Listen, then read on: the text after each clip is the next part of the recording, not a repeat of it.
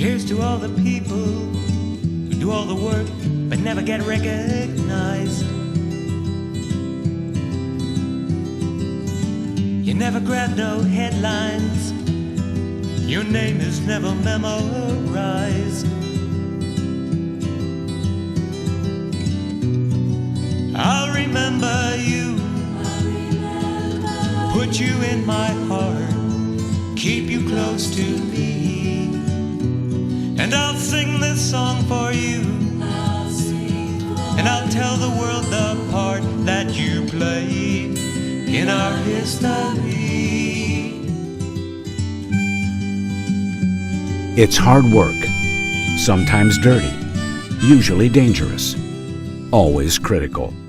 From the time people began wiring communities with electricity, installing plumbing, lighting and heating their homes with natural gas, utility workers have been on the job. Part of the great industrialization of North America, we worked side by side with millions of men and women building our country, our society. Back then, it was work that depended on the whims of our employers. A worker didn't question a work assignment, he accepted it. He didn't complain about an unsafe condition, he tried to avoid it. He didn't demand a wage increase, he hoped for it. Times were tough. The Great Depression destroyed the lives of millions, and the huge numbers of those out of a job added pressure on workers to toe the boss's line or else. But times changed. Working people demanded their rights, and we had friends in the White House and in Congress. I do not propose to let the people down. Franklin Delano Roosevelt and working people's allies in Congress sponsored new laws to establish the rights of working people to form unions. And we did. In 1938, Philip Murray, Vice President of the Congress of Industrial Organizations, the CIO, part of what is now the AFL-CIO, established the Utility Workers Organizing Committee. It was tough work. The bosses fought against the UWOC. But the early organizers of our union, people like Allen Haywood, Harold Straub, Ed Shedlock, Reggie Brown, Garland Sanders, and Bill Munger, didn't have any quit in them. Soon, local unions were organized all over the country. These dedicated people that lived out of hotels, lived out of barns, lived out of back of their cars, that went all over the country to build this great organization. Then, the world changed once again. A date which will live in infamy. Like millions of young Americans, utility workers answered the call of their country. Many never came back. Those who did had a renewed belief in the promise of America, a vision of our country that would validate what they had been fighting for. And they were ready to build a more equitable society in America and take their place in it. If that meant fighting the giant utility companies, well, these men had seen combat. They didn't scare easily. A few fat cat utility executives sure wouldn't do it. During this time, our union matured and grew. On October 31st, 1942, the first constitutional convention of the Utility Workers Organizing Council was held in Pittsburgh. That convention laid the groundwork for what we know today as the Utility Workers Union of America. Forged as an alliance between the Utility Workers Organizing Committee and the Brotherhood of Consolidated Edison Employees, the Utility Workers Union of America came into official being on October 1st, 1945. Within a month, the war was over. Soon after that, the Utility Workers Union of America held its first constitutional convention in Atlantic City in April of 1946. Over 300 delegates met to chart the future of our union, and they worked. They elected our first national officers. They developed our Constitution. They left us a legacy of strength and democracy we carry forward today. And they challenged the utility workers across America to organize. Throughout the 1950s, that's what we did. In California, New York, Ohio, Massachusetts, Pennsylvania, Wyoming, Michigan. It wasn't easy. It took struggle, both before and after an organizing victory was won. And here's to all the people who stand up and speak for what is right. who in the face of fear and intimidation shine like a beacon light. As we organized and grew in the 1950s, our increasing clout gave us the means to improve our lives and our families' lives. The veterans who came home from Korea added more strength and courage to our ranks.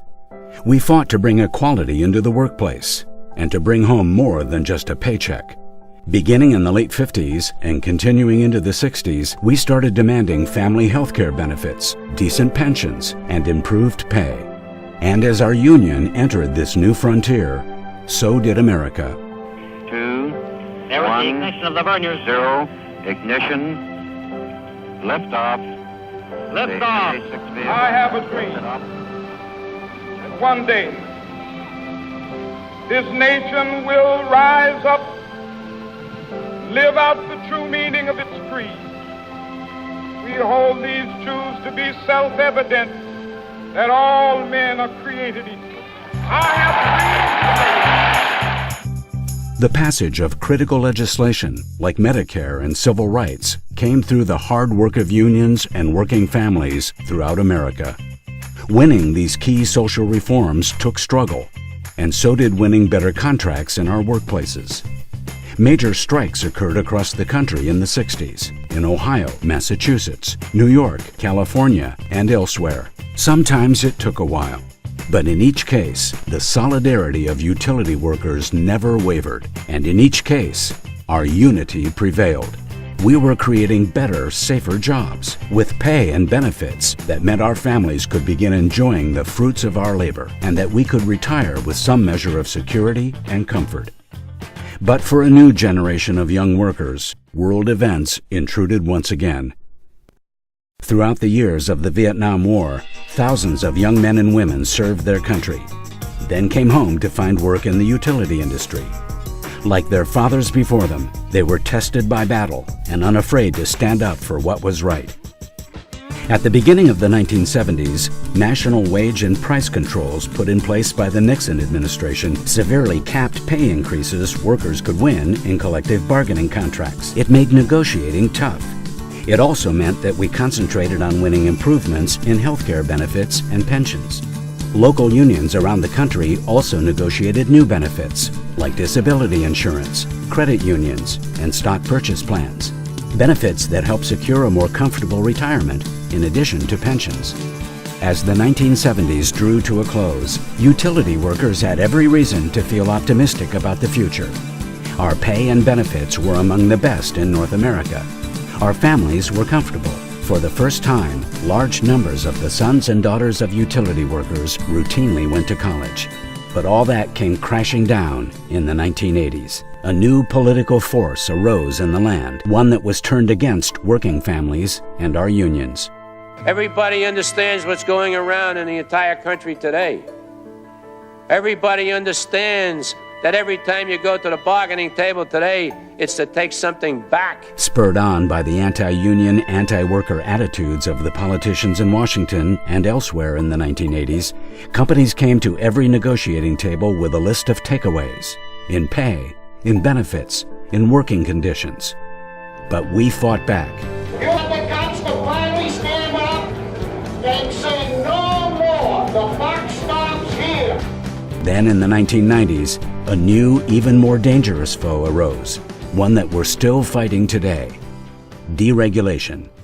It's part of a bill of goods that Enron and big industrial users are trying to sell us.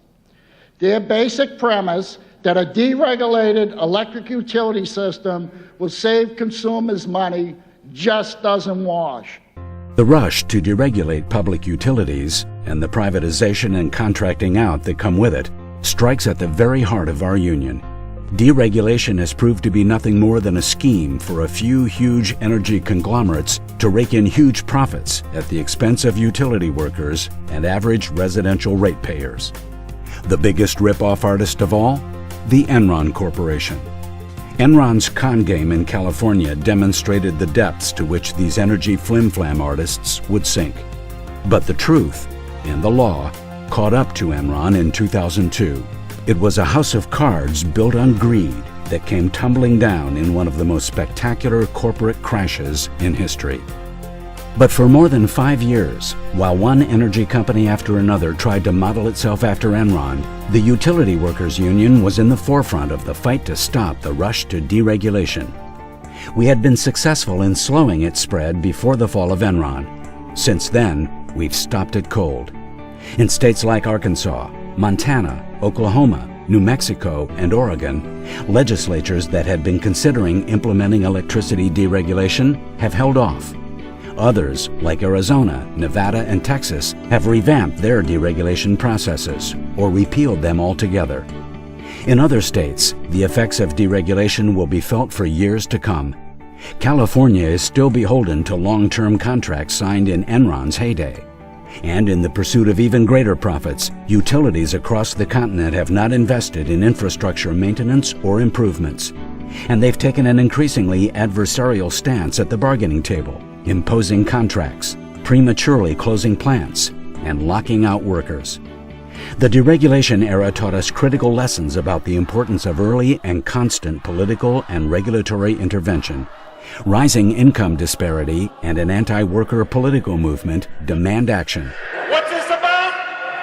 Freedom, right? Locals throughout the country are looking out for members and consumers alike through involvement in rate cases and electing politicians to local, state, and federal office who share our values, understand the importance of a strong middle class, and will stand up for the rights of workers to form unions and collectively bargain. It's been a fighting union for forever, and the industry itself has gone through a lot of changes and continues to go through changes.